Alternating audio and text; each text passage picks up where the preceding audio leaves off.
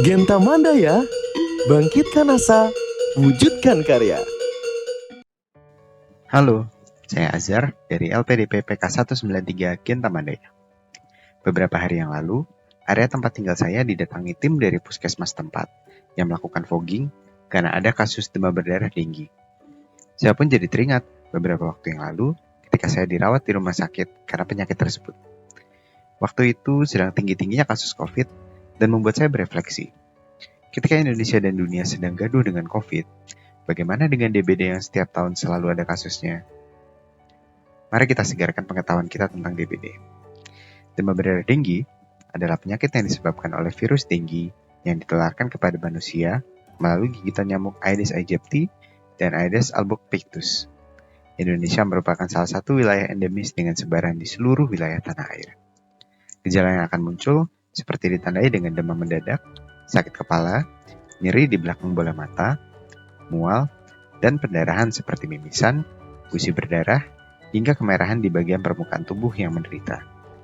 Fakta yang mungkin teman-teman belum tahu, yaitu ada 4 jenis virus DBD, sehingga teman-teman bisa saja pernah terinfeksi dan memiliki kekebalan atas satu jenis virus, namun tidak dengan jenis virus lainnya.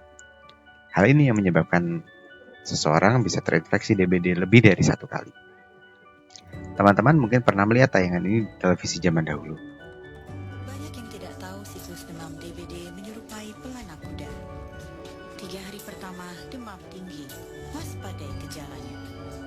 Tangani dengan tepat. Hari keempat dan 5 demam turun seolah sembuh. Namun inilah fase kritis. Kemudian demam kembali tinggi, inilah fase penyembuhan. Seperti pada iklan layanan masyarakat yang terbit tahun 2008 itu, salah satu ciri khas dari penyakit ini adalah fase yang dilewati penyakit ini berbentuk seperti pelana kuda, di mana penderita akan mengalami demam tinggi, kemudian turun ketika memasuki fase kritis, dan naik kembali ketika memasuki fase penyembuhan. Berdasarkan data dari 10 tahun ke belakang, Indonesia mencatatkan lebih dari 65.000 kasus setiap tahunnya, dengan angka kematian tertinggi tercatat sebanyak 1.598 jiwa dalam 1 tahun akibat penyakit ini. Jika kita bandingkan dengan statistik COVID, angkanya mungkin akan terasa jauh. Namun selain itu ada juga hal yang harus kita ketahui, yaitu penelitian yang dilakukan di Indonesia dan luar negeri menunjukkan hasil yang mengkhawatirkan.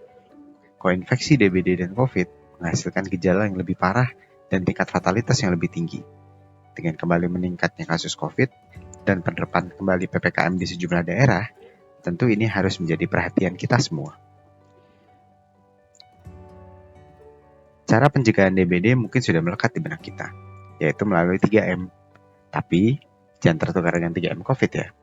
3M demam berdarah denggi adalah menutup penampungan air, menguras bak penampung air, dan mengubur barang-barang yang bisa menjadi tempat tergenangnya air. Tambahkan juga 2M lainnya, yaitu menggunakan produk anti nyamuk, serta melakukan fogging jika ditemukan kasus DBD di lingkungan sekitar. Kita mungkin sudah menyadari bahwa Indonesia sebagai negara tropis, di mana penyakit seperti DBD sulit untuk dihilangkan sepenuhnya. Namun dengan kesadaran, perhatian, dan usaha kita bersama, kita terbukti mampu untuk menekan angka kasus dan angka kematian dari DBD, sehingga waktu kita dan keluarga kita tidak harus direnggut oleh penyakit ini. Saya Azhar Aditya Rahman, Awardee LPDP PK 193 Genta Mandaya. Terima kasih sudah menyaksikan video ini. Sampai jumpa. Genta Mandaya, bangkitkan asa, wujudkan karya.